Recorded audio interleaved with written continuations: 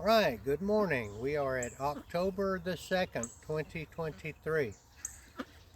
I have been experimenting with the longbow, thinking about the longbow, going back and forth between gap, split finger, anchoring here, split finger, floating anchor.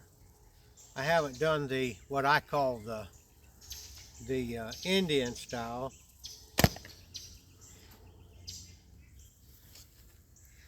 You see that? I hit it right in the little circle, or right out of it, very close. But this is what I want to show you. Okay, I'm 3 or 4 yards away. Okay, I have 72-year-old eyes, and I can see at that distance every detail of that coyote. Now see, I didn't even do anything. I pulled the bow back from the hip style. Show it, come on, like this. That's what I did. Nothing. Now, let me show you again. Well, I missed that one. I missed the paper. Let's please no step over. Okay? That's that.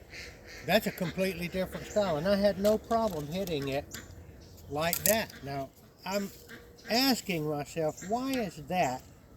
I'm going to step over so I don't hit my arrow. Look at that. And I already knew that at 10 yards, or 12, or even 15, that I could shoot split finger, floating anchor, like this. Come back over here. Split finger, floating anchor. I'm gonna go to that little piece of, okay, it's like this. Like this. I don't have any anchor at all. Now go back to the paper.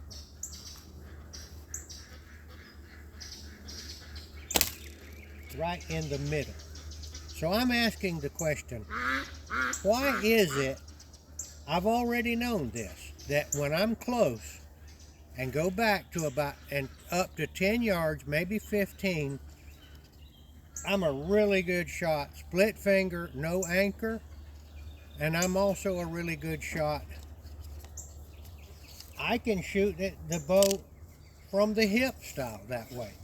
Now, why is it that, and let's finish, and that when I get back further, sometimes I can hit it and sometimes I can't. Now, why is it that I can shoot so good close any way I pull it back?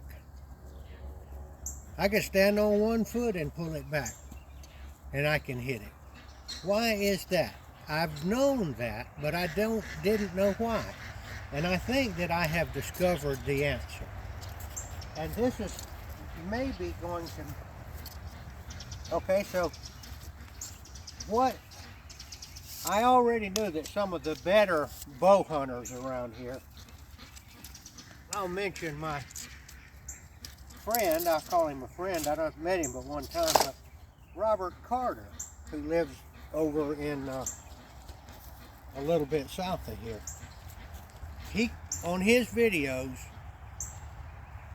he mentions almost all the time that he never wants to shoot at a deer more than 10, possibly 15 yards. He limits himself to that. Now, he's roughly the same age, a little younger than I am. But he said the other day I watched, he said, I can still shoot a deer, I can shoot a target at 30 yards, but I won't do it. So he's admitting that the 10 to 15 yards he almost can't miss. And he's also experimenting with different ways of shooting and all that. He's got the same problem I do. He can't settle on one thing. Now, he mentioned something about target panic. I can't speak to that because I don't have target panic. They call it the yips in golf, and they actually call it the yips in archery. Some people, but that's not me. I don't seem to have that. Now, why is it that when you're really close, I mean, everybody just knows it's easier to hit something when you're close, okay? But why is that? Well, with archery, the arrow drops. You know, so naturally you got to make a compensation for the drop. But I think I have discovered, okay, so now let me go back to this. At the split finger, from 15 yards up, I'm practically perfect. I'm going to hit it in the kill zone. But after, and a little bit after that, I'm going to start missing or get further from the center. I might hit it half the time, you know, real close. 10 yards, I'm going to hit it in here all the time. At 20 yards, I'm going to start doing something like this. At 30 yards, I might hit it here, I might hit it here, and I might hit it here. I'm going to be pretty close. But the guaranteed hit, or the almost guaranteed hit, is not there past 15 yards. But after 10 to 15 yards, the gap style begins to work better for me. The difference is this. When you're up close, I'm going to stay here. When you're up close, I'll step back a little bit more. I've had shots at deer at this close. When you're up close, you can see that circle, that inner circle. I can see it. Okay, I'm 1.5 inches off of it. That's a dead deer though. Here's my aluminum paper. Okay. 1, 2, 3, 4, 5. Okay, that's at 5 yards. I'm off one finger there. That's split finger with no anchor. I'll call it grip it and rip it. That's what they say in golf. Grip it and rip it. That just means swing at it. You know, you don't do, you're not, okay, so. Now, so when I get back to 15 to 20 now, okay, this is, it's very difficult to explain it, and it is, and I guarantee it, because everybody's out there trying to figure it out. And nobody has got the one answer. Now, I'll tell you, in the old, I'll tell you what I think's going on. Oh, and I did notice this too. When I shoot a pistol, okay, when I shoot a pistol, you know, you aim the pistol with the sight on the front of the pistol. I've known for a long time that I can't hardly shoot a pistol at, you know, like at 30 or 40 yards, because I'm trying to focus on the sight on the pistol, and it's blurry. So people, they put white dots and red dots and all that on it to make it easier to see. All right, now put the camera back over here and I'll show you. You know the old joke? When they ask, you know, like the Marx Brothers or somebody, when they're trying to read a piece of paper and they're going like this, and then he goes like this and he says, my arms aren't long enough. Okay? So as you get older, instead of focusing right here, you're having to go further and further out. And then even when you need reading glasses, to actually focus on something, you need to have it out there. Now see, I can focus. I can't focus here. My hand is blurry. This is because of the age of my eyes. It's getting better. It's getting better. It would even be better if I could reach a little bit further, but my arms aren't long enough. But I can see that every hair on that wolf right there. Everything I can see, everything. When I go up here, it's harder. This is blurry right here. When you shoot the gap method, what are you looking at? You're looking at this. This is what you look at. This is what you focus on. Well, that's the perfect distance for my eyes at this age. That's the perfect distance. So I can easily focus on that. I mean sharp on that arrow. That's why I think, all right, let's put it this way, let's go back again. The reason that I can't hit as well at that target at 20 yards, one thing is there's more room for variation because it's 20 yards. You have to compensate for the drop and all that. But the main reason that I can't is this. Let me show you.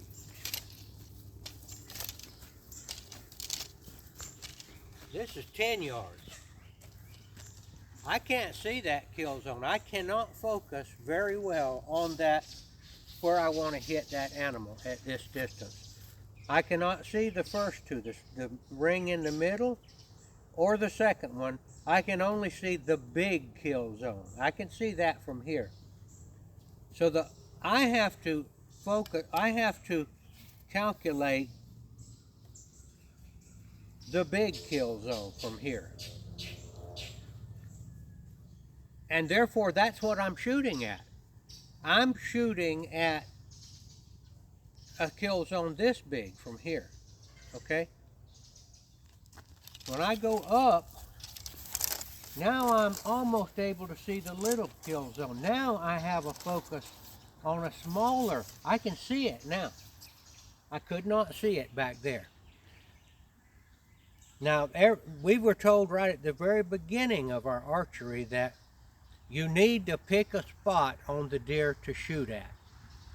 I was told that by Billy Reiner, a very legendary almost bow hunter around this area, who died a couple of years ago in his mid-90s.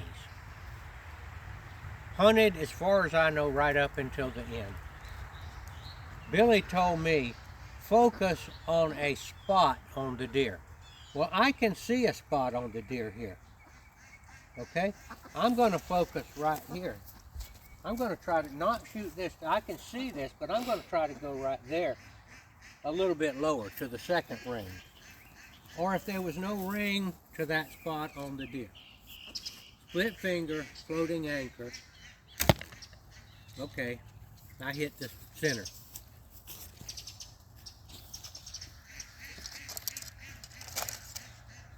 Less than 2 fingers off. To try to make a long story a little shorter, the further back you get from the target, the less precise you can be on the... Are you picking out... When they say pick out a spot on the deer, are you picking out this spot? Are you picking out this spot on the deer? Well, at 5 yards I can do that, even if there's no marks on it.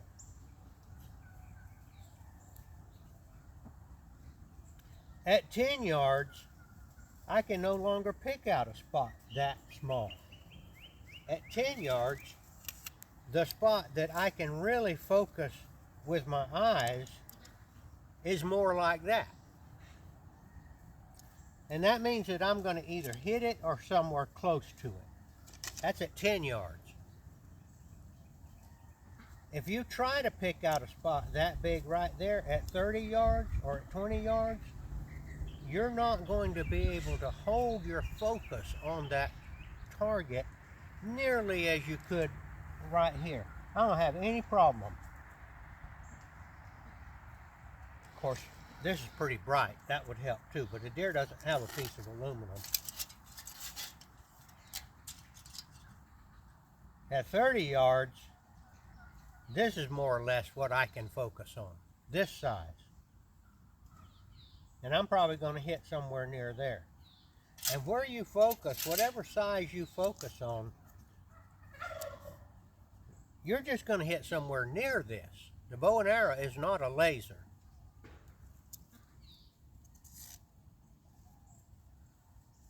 At 5 yards, give me another thing. At 5 yards, when you can see that spot, you're going to hit somewhere near there. Your eyes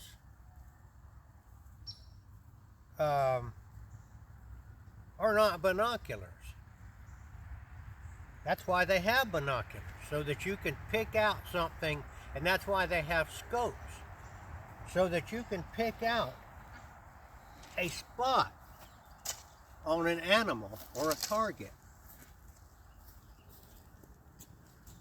All right, the reason that we fall off in our accuracy when we look at where we want to hit, that split finger anchoring at your mouth, anchoring anywhere, is because past 10 yards, our eyes are not good enough to focus on a smaller spot. Put it this way, look at that hay bale. I wouldn't have any trouble hitting that at 50 yards all the time. But that's a big spot, or if that was a woolly mammoth. I can actually see that little spot right there, that little piece of hay there at 5 yards. But I cannot see it back here. Okay, back to what I'm trying to say, and I'm going to say this is difficult, but up close, I got a particular spot that I want to hit. See there? All the time. Get a little further back, and it gets harder and harder to focus on that. Now, why does split finger help you when you're further away? That's because I don't mean split finger, I mean gap 3 under. You can also do gap split finger, but the gap is way down in front of it. That's why you put your fingers under it. It brings the gap up. My gap at about 20 yards on this animal is about right there. But I'm not looking with my primary vision at the target. I'm looking at my primary vision, I'm looking at the arrow. And I can see it. It just so happens that at that distance right there, my older eyes will focus on the arrow. And the target, you do not pick out a spot on it.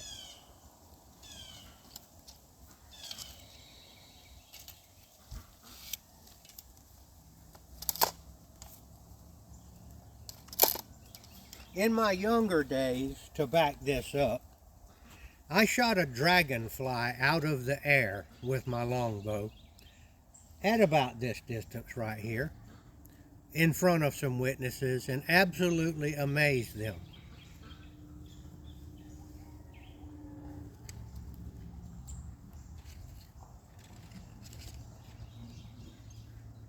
Who is this?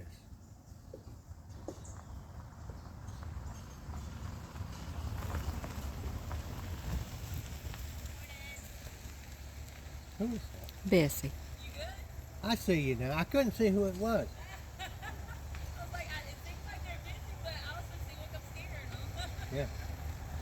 Yeah. Okay, so back to the.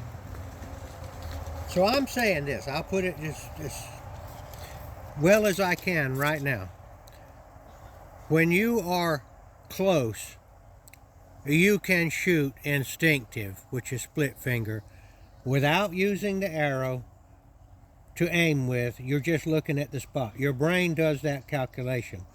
But when you get back further, your brain has a lot more trouble because you can't see that small spot that you need to be aiming at. Back at 30 or 40 yards, you're pretty much just aiming at the whole deer and hoping you hit it with instinctive split finger. But at 30 yards,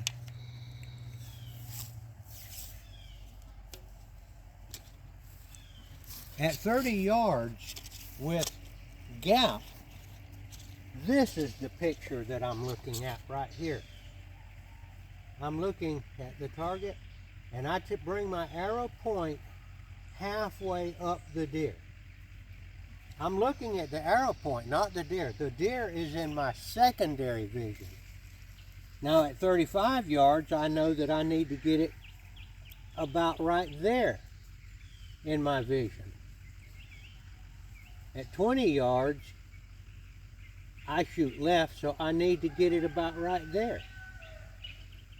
And at 5 yards, I know it needs to be lower. But I know the picture in my mind. To make a long story short again, gap, you're looking at this. Instinctive, you're looking at you're actually looking at the target.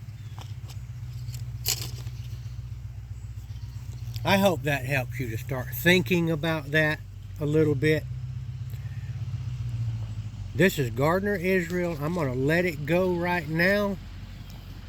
I'm going to let that go right now because I've run my mouth enough. Signing off.